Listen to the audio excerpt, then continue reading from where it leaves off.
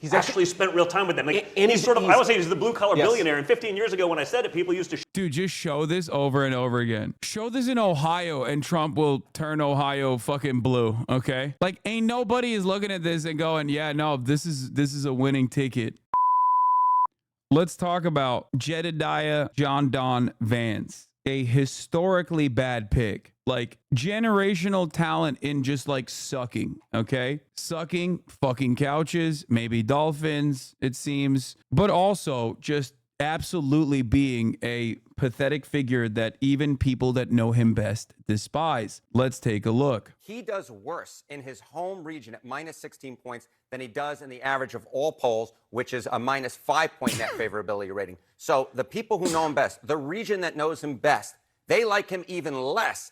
All right, so let's specifically look at some former Republican presidential candidates. What do you see? Yeah, you know, you mentioned Sarah Palin. How about Dan Quayle as well? These are two folks who I think most people remember as not being particularly popular. The amazing thing was coming out of their conventions, they actually were pretty popular. Quayle with a plus 15-point net favorability rating. Sarah Palin with a plus 26-point net favorability rating. I mean, that's like, once again, vindication for the Bergamaniacs. That's number one. Bergamaniacs, we could have had it all. Okay, we could have had it all. But number two, this is what happens when you listen to Donald Trump Jr. on who should be your vice presidential candidate. And last but not least, this is what happens when you go for a guy who is a, so far, one-term senator in Ohio, a state that you already won by 8 points, who literally won his senatorial seat with a smaller margin than you did. As in, he's less popular than you in this already red state. And there was another Republican, the governor of Ohio, on that very same ballot that J.D. Vance was on, that outperformed J.D. Vance by like 20 fucking points.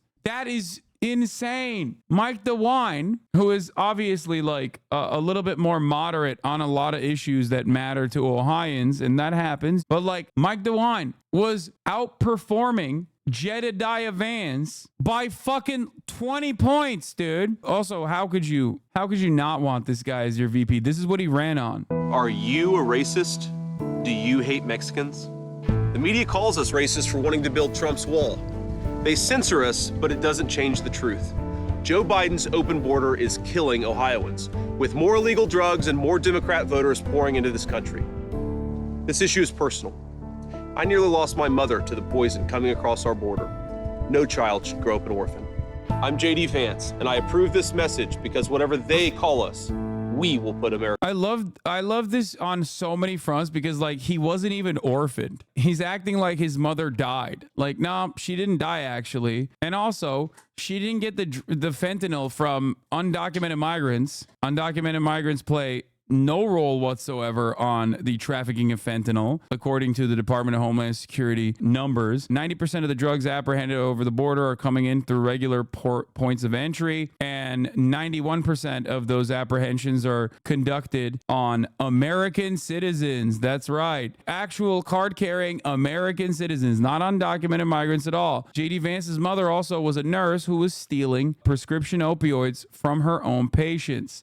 So she had nothing to do with undocumented migrants whatsoever. Anyway, now, having said that, as you guys know, it was partially because Donald Trump, the fucking dumbass, too comfortable thinking he's going to bully an old man who was already like deeply unpopular, listened to his dumbass son, Don Jr. Here is Don Jr. trying to defend the J.D. Vance situation. Like, there's some of them are like, we don't even want white women. Like, it doesn't, like, we need to check like 3 or 4 boxes so you can end up with like, if you're like, you know, a trans communist, this, that, and the other, like, you too can be the CEO of a Fortune 500 company with no experience whatsoever.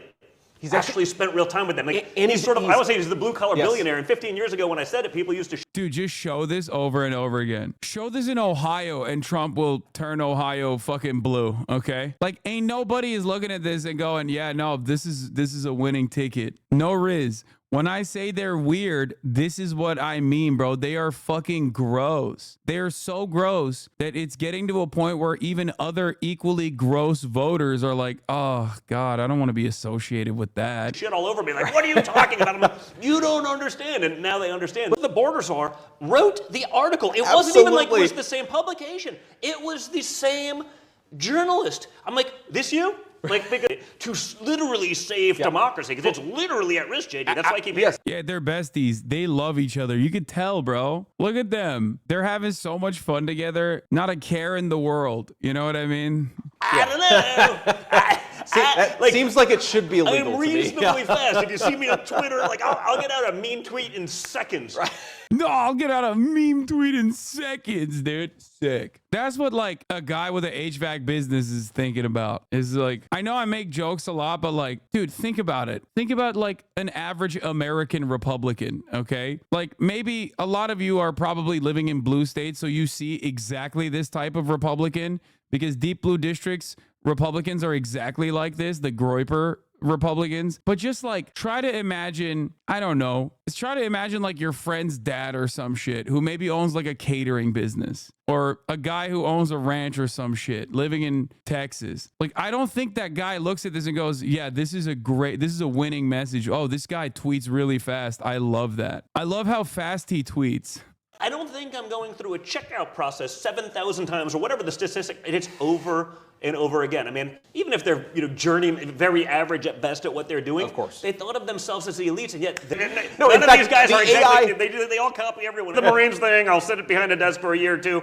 Yeah, dude. Like just this coked out rant about fucking tweeting really fast. Sick, man. Here's John Donne talking to fucking Megyn Kelly about the childless cat ladies remark. I gotta pee Joe again. Biden and elevates Vice President Kamala Harris to the top of its ticket without a single vote. In just a matter of hours, the media suddenly turning all of its focus seemingly to Senator J.D. Vance for comments he made 3 years ago about, quote, childless cat ladies. Because this is what Americans who can't pay their mortgages care about. Going back now to July 2021, Mr. Vance had just launched his campaign for senator in the great state of Ohio, and he gave a speech to a conservative organization called the Intercollegiate Studies Institute. This was a speech essentially about declining birth rates and what it means for the future of this country. Mr. Vance talked about how he wanted to see the Republican Party as a pro-family party, and brought up the fact that many top Democratic leaders don't have any kids, questioning what kind of a message the party as a whole is sending to young Americans. Take a listen. I want to take aim at the left, specifically the childless left, because I think the rejection of the American family is perhaps the most pernicious and most evil thing that the left has done in this country. Consider all of the next gen of the Democrat Party. See, they're doing it again, by the way. It's like you're supposed to just say they don't respect family values and then let people make inferences off of that, which can mean anything. It can mean that they don't like gay people. It's like, oh, they want to trans the children. That's all you need to say. They don't care about family values. That is a message that resonates with normal Americans to a certain degree. When you dive into it and get real fucking nerdy with it, and you start talking about like, yeah, they don't care about family values, which when I say that, I mean like you need to strap up every woman that is capable of carrying a pregnancy to term to a baby incubation machine. All of a sudden, you're losing all those people who are like, whoa, I just meant like family values. I thought we were talking about, making sure that America had strong traditional values. Like you literally give the fucking game away. It is the exact opposite of the Lee Atwater strategy, the famous Lee Atwater strategy of like post-civil rights movement. You can't say the N-word anymore, so you say welfare queens. They forgot that you need the dog whistle. And that's partially on Trump, because Trump literally took the dog whistles and just turned them into bullhorns. So these guys think they can get away with it, but their instinct is so nerdy that they have to turn this into like some kind of scientific racism. That's the problem. They forgot that you just say, they don't care about family values. And then Democrats try to interrogate that. And then you go, why are you asking me these questions? I just mean family values. Like, you're supposed to stand on it and just like give a wink and a nod. He's talking like a goddamn consultant. We need to eliminate redundancies type shit. Not nerdy. Their instinct is liberal. Exactly. The names are obvious. They're well-known people. Kamala Harris, Mayor Pete Buttigieg, who's now the Secretary of Transportation, Cory Booker, AOC. Think all these people. They're different. They come from different walks of life, different parts of the country. What is the one thing that unites every single one of them? Not a single one of them has any children. The target of these remarks is not them. It's important to point that out. It is one thing to recognize, it's It's one thing to recognize that there are people who don't have children through no fault or choice of their own. But it's something else to build a political movement invested theoretically in the future of this country when not a single one of them actually has any physical commitment to the future of this country. Oh, you know what's crazy? I don't know about Megyn Kelly, but you know who has foster children and no children, no biological children of her own? Laura Ingraham. Like, that's how close to the chest this shit is. There are so many Americans who are foster parents, so many Americans who are step parents, so many Americans who don't have biological children of their own. And this kind of argumentation just weirdly causes people like even Laura Ingraham to catch a stray. This is not Laura Ingraham. This is Megyn Kelly. Just letting you know, don't mix up your blonde Republican commentators, okay? Now, because Mr. Vance named names in his speech, it caused some headlines at the time, mainly because Vice President Harris is not a mother of her own biological children, but she's a stepmother. At the same time, Secretary Buttigieg did not have any children, but about a month later, he adopted twin babies. So a few days after those remarks, back in 2021, Mr. Vance went on Tucker Carlson's show on Fox to address some of the blowback. And that's when he made the comments about the childless cat ladies. Watch. We're effectively run in this country via the Democrats, via our corporate oligarchs, by a bunch of childless cat ladies who are miserable at their own lives and the choices that they've made. And so they want to make the rest of the country miserable too. And it's just a basic fact. You look at Kamala Harris, Pete Buttigieg, AOC, the entire future of the Democrats is controlled by people without children. You know when I get mad at Radlibs for like leaning into the cartoonish depiction of like liberalism and the way that Republicans try to portray the entirety of the left as like hysterical, emotional. This is the Republican version of that. Democrats, not usually, but at least like as a whole, broadly, try to portray Republicans as these like bloodless sociopathic weirdos who are trying to do Handmaid's Tale. Handmaid's Tale is basically like the most common meta whenever talking about the Republican Party, especially post Roe v. Wade. Or Handmaid's Tale, not Handmaiden, I don't know what the fuck it's called. Why would you literally voluntarily put yourself out there and be like, no, I do want to do Handmaid's Tale? It's a book, it's a book, it's a TV show. I didn't watch either. I didn't read it. My point is, in popular culture, Democrats will always post those fucking images to be like, this is what the future Republicans want. It's ironic that JD Vance was like, no, that is the future that we want. And here's how we get there. Like, that's so stupid. What a stupid thing to do. What an objectively dumb thing to do. Why would you voluntarily posture from an objectively unpopular position that your opponent is constantly trying to portray you as? On Tuesday, Hillary Clinton shared it on X and sarcastically wrote, "What a normal, relatable guy who certainly doesn't hate women having freedoms. Literally, your husband has been accused of repeated sexual assaults. So take a seat, madam." Wait, am I crazy, or didn't Megyn Kelly literally leave Fox because of sexual assault and like routine harassment? Am I crazy, or is that like, yeah. The new film Bombshell, which has recently snagged 2 Golden Globe and 4 SAG Awards nominations, tells the true story of the sexual harassment scandal that took down Roger Ailes. 2016 sexual harassment lawsuit brought against Ailes by former journalist Gretchen Carlson kickstarted an internal investigation at the news network and eventually a wave of sexual harassment claims against Ailes.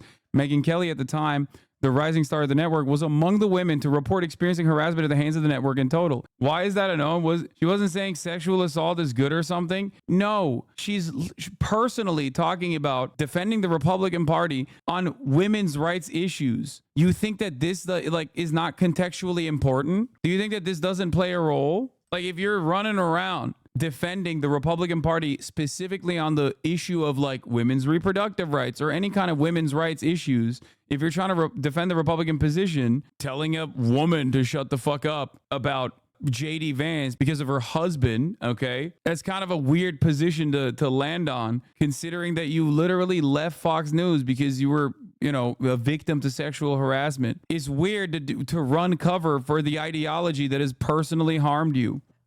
Joining me now, GOP vice presidential candidate, JD Vance. JD, Senator, welcome back to the show. It's great to see you. Good to see you, Megyn. Thank you. So Jesus didn't have kids, therefore you are wrong. What were you trying to say? I guess they're comparing Kamala Harris to Jesus. I don't know. That doesn't make a ton of sense to me, Megyn. But look, I know the media wants to attack me and wants me to back down on this, Megyn. But the simple point that I made is that having children, becoming a father, becoming a mother, I really do think it changes your perspective in a pretty profound way. But there's a deeper point here, Megyn. It's not a criticism of people who don't have children. I explicitly said in my remarks, despite the fact the media has lied about this, that this is not about criticizing people who, for various reasons, didn't have kids. This is about criticizing the Democratic Party for becoming anti-family and anti-child. We have to ask ourselves, Megyn, why do we have masking of toddlers years after the pandemic ended? Yeah, no, this is good narrative, man. Yeah, no, let's talk about a policy issue that was at the forefront of the Republican agenda in fucking 2020, dude. It's 2024, man. Like, what child is being forcibly masked? Like, being anti-masking in 2024 is a wild position, demonstrating the best instincts, personally. I think demonstrating the best possible campaigning strategy here. And saying that we should not have the child tax credit, which lowers tax rates for parents of young children. It's because they have become anti-family and anti-kid. And I'm proud to stand up for parents. And I hope that parents out there recognize that I'm a guy who wants to fight for you. I want to fight for your interests. Yeah, no, that's definitely how you came across as. Also, wait, is he saying he's pro-child tax credits? Wait, what? Why do we have the Harris campaign coming out this very morning, Megyn, and saying that we should not have the child tax credit, which Wait, what? Is that even true? Wait, what? That's just a genuine lie, right? The fuck? Yeah, Axios on Harris's agenda, $2 trillion for universal pre-K education, elderly care, and child care improvements. Wants to raise the corporate tax rate. Revival of child tax credit expansion based on her efforts in the administration and the Senate. And the guy who's saying that right now has said two different things. One, I believe he voted against it. And two, he said things such as like universal pre-K is weird. Yeah, here it is. Good news. Child tax credit bill is headed to the Senate. While POTUS and I continue to fight for the full expanded child tax credit, this bill should be passed quickly. President Biden is ready to sign it into law. That was in February. Like, that would be very odd if she is against child tax credits when she's advocated for it. Is this like the new meta? Is that the new meta, is just like to lie about it or something and to be like, no, we like the child tax credits? The new meta is just like making shit up? I mean, I'm with it because this means that they are on board with the child tax credit. I mean, it's not the new meta, it's the old meta, but like making stuff up like this literally is like saying the Democratic Party just came out with further restrictions on abortion. This is not something you can lie about in this regard. Like, the media will pick this up and immediately be like, this is the dumbest thing that they could have ever said. And it also makes them seem like they're on board with the expansion of child tax credits, which as far as a policy prescription goes, is a Democratic Party policy that the Republicans voted against. The easiest solution in this circumstance, it's an article framing poorly from Daily Caller. Harris campaign staffer appears to come out against child tax credit. This is what they're running on? A high-ranking Harris campaign staffer called giving people with children a tax break vile on social media. Wait, what? J.D. Vance's attacks on childless Americans is vile. He called for higher taxes on those without children. That's what they're trying to fucking frame this? That's it? Oh, they're awesome. This is amazing. On life support, Senate Republicans are prepared to sink the child tax credit bill. A $78 billion package of tax breaks for families and businesses passed in the House with an overwhelming bipartisan vote. But key GOP senators demand big changes or else. And if I'm not mistaken, one of those senators was Vance. Or maybe he was, he supports it per roll call. Okay, never mind. Vance is among the growing group of Republicans who support expanding the child tax credit, which provides money to low and middle. Okay, I was wrong. He didn't do that poison pill shit. This is such a wild fucking way to swing. It's such a dumb way because it's literally on the Republican Party that this didn't pass. So for him to turn around and be like, oh, it's the Democrats that don't actually want this is so funny. I don't think it'll work, especially because the blood is in the water and there's a feeding frenzy going on with respect to J.D. Vance's unimaginably unpopular positions and his underwater approval rating. I think that there will be an immediate fucking backlash to this kind of thing. I don't think that they let this go.